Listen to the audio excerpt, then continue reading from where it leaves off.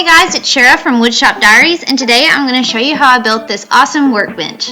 It's got plenty of storage for your tall stuff like vacuum cleaners and buckets underneath, and then it's got this shelf on the end that I absolutely love. Plenty of storage for all of my Craig jigs, some drill bits, and even my Craig track horses. So if you guys are ready to get started, let's go. I've got the free plans and all the details in the link in the description below. I'd love for you to check it out. So, first thing I did was lay out my materials and figure out how big I wanted my workbench to be. I ended up building my workbench about 4x8. That saved me on cutting down some plywood, but it is fairly large. So if you want your workbench to be a little bit smaller, the good news is it's super easy to modify the size of your workbench just by modifying the size of the frame that I'm building right now in this video.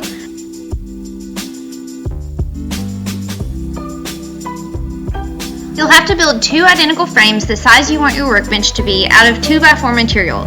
I did this by using my Craig pocket hole jig to drill pocket holes in the end of three of the frame pieces, and then using Craig pocket hole screws to attach the frame just like shown here in the video. One of these frames will be to hold the top part of your workbench, the actual surface that you'll be working on. The other frame is for the bottom shelf of the workbench, and when you're done building both frames, you'll screw a piece of 3/4 inch plywood on the top of the frame just like shown here, and that will be your bottom shelf.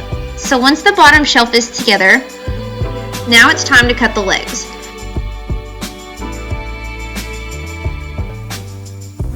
You can cut your legs from 4x4 material, or you can use 2x4s and simply laminate them together.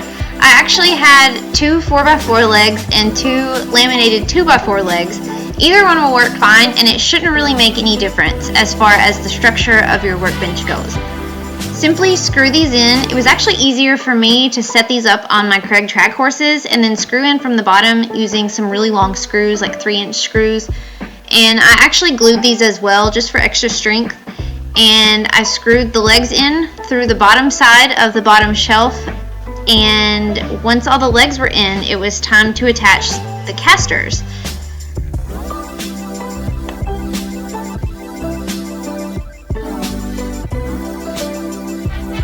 I used 6 casters, 4 on each corner and then 2 in the middle just for extra support so that your bottom shelf doesn't bow.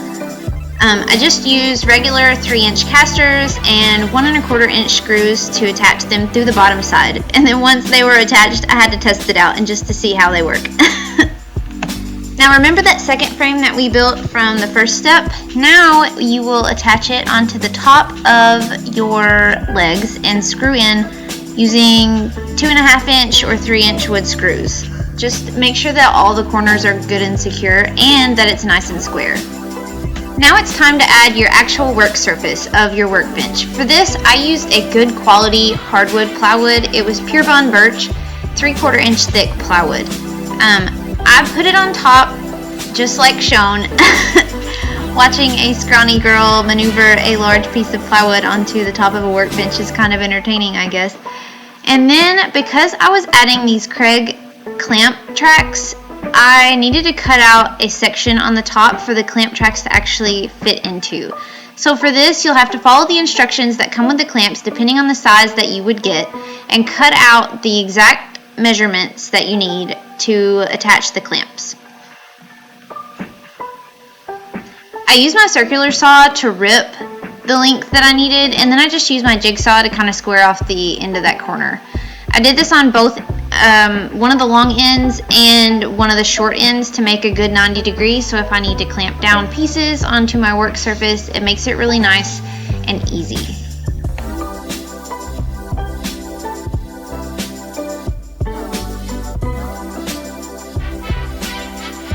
Once I had the sections cut out for the actual clamp tracks, I didn't want to attach my plywood top yet until I had the actual tracks in place just to make sure everything fit, but I did square everything up and just tack it in a few places with a couple of screws just to make it easier when I did get ready to attach the clamp tracks to know exactly where my plywood would be. Once the clamp tracks came in, I followed the instructions to drill holes for the screw placement to slide the tracks onto. But I didn't realize until I got the instructions that you're supposed to mount this onto 3/4 inch thick material, and I had 2 buys, which is 1.5 inch thick.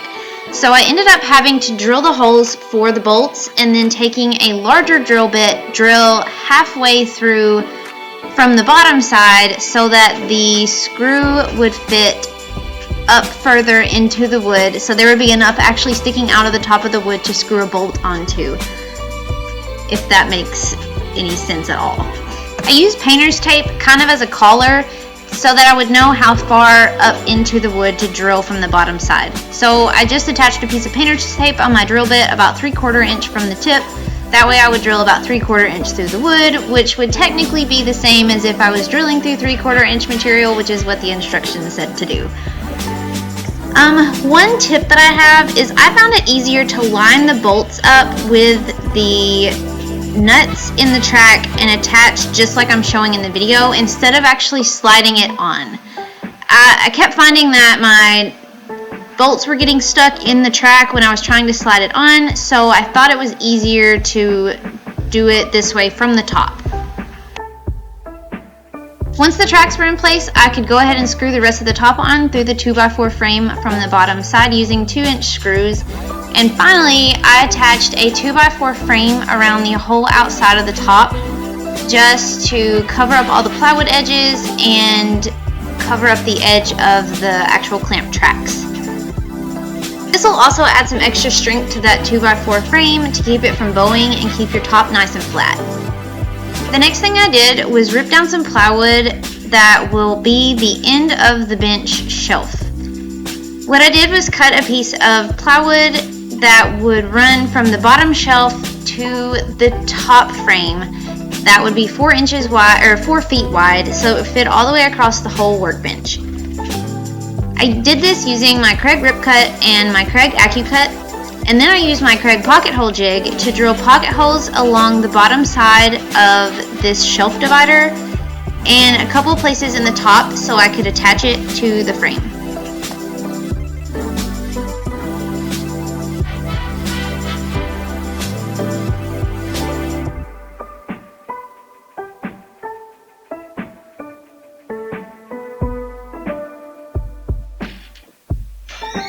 Once the pocket holes were drilled, I inserted the shelf just like shown into the workbench just to make sure everything fit, but I did not attach it quite yet.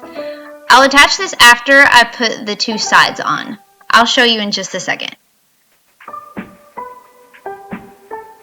I ripped another piece of plywood about 14 inches wide, and this will be the 2 sides of the shelf. Once it was ripped, I cut it down so that it would fit from the bottom shelf to the top frame, and I'll show you that in just a second. I drilled pocket holes into these 2 pieces so that I could attach them to between the legs and the shelf divider and at the bottom and the top. So I drilled 2 pocket holes on each of the 4 sides of the panel and inserted them just like shown. Once I made sure everything was nice and square, I attached the side panels with 1.25 inch Kreg pocket hole screws, just like shown. Again, I didn't attach the back divider piece yet until I had the 2 side pieces attached. That would just make it easier to square everything up and make sure everything fit nice and smooth. So once the side panels were attached, you can see that I went along the bottom of the shelf divider and attached it as well, and at the top on the edges. The last thing to do, and this is totally customizable to however you want your workbench to be, I added a shelf to divide the top and the bottom of the little cubby that I just made at the end of my workbench, and I use these triangle shaped pieces as dividers to separate different jigs or drill bits or whatever, but you can totally do this or not do this or do something totally different if you want. I drilled pocket holes in the end of the shelf board and just attached to the sides just like shown, making sure that it was nice and level and even from the bottom to the bottom of the shelf.